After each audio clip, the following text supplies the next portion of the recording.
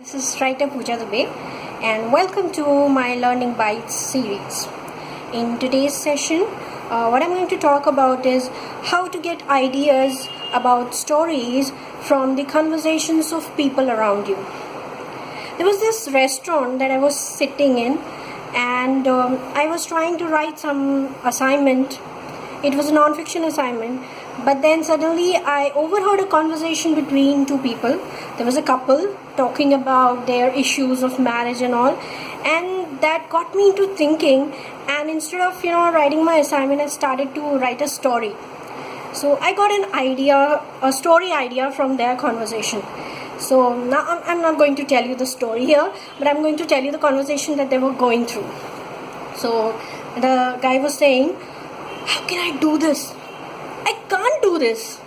So the girl says, "You have to, because if you don't do it, my dad will never agree to the marriage." Now I wondered what could be the issue, big issue that could just spoil their marriage. And the guy said,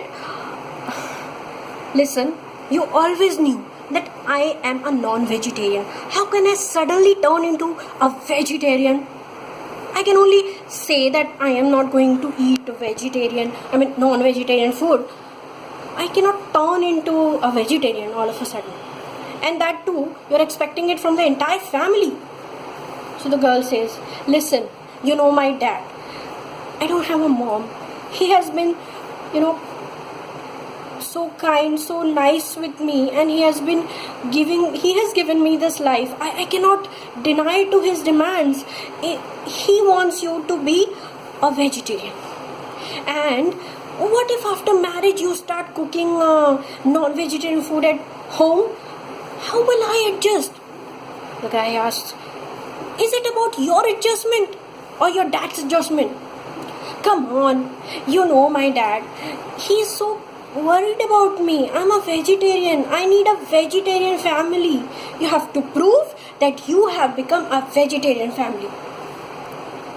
Listen, I can prove that I have not prove. Actually, I can promise that I won't eat non-vegetarian food on my own, but I cannot do that for my father, mother, my sister, my brother. How can I turn all of them into vegetarians? I can't do it. Listen, if you can't do it, the marriage is out of question. I don't know how you do it, but you have to prove to my dad that you have turned into a vegetarian." Okay, I promise I have turned into a vegetarian. I'll tell him. Just telling won't do.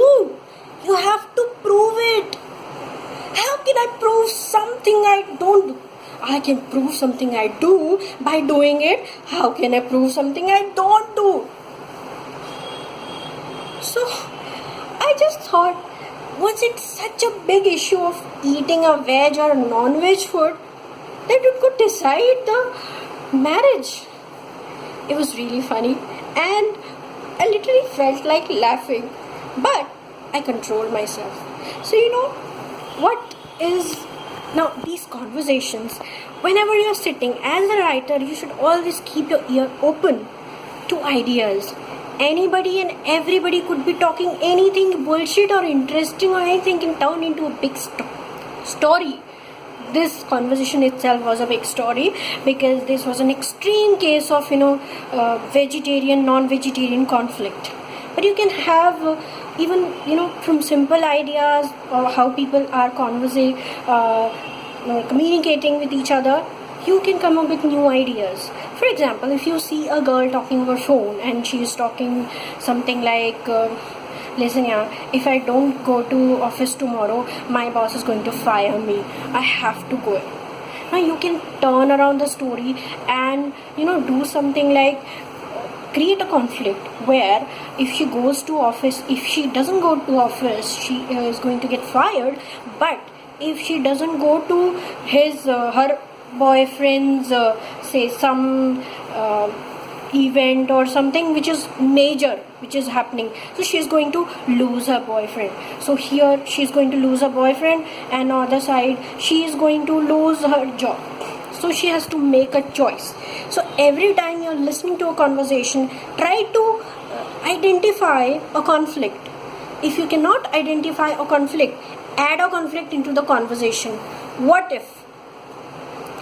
You have to identify two opposite things. That's a very easy way to come up with ideas, because in stories conflict is the key. So you need conflict, and you can get a lot of conflicts by observing people, and it can be very easy because you are going to not just get the conflict idea, but you're also going to get the characters. You can pick that character immediately and build a story around that character. So next time you are sitting in a mall or sitting in any place waiting, just listen to the conversation of people and write ideas in your diary. Write whatever they are saying, and then when you go home, try to add conflicts to that. That will give you a great story. Most of the stories I have come up with, that I write on my website or anywhere, that have emerged from some kind of reading or some kind of conversation that I have overheard.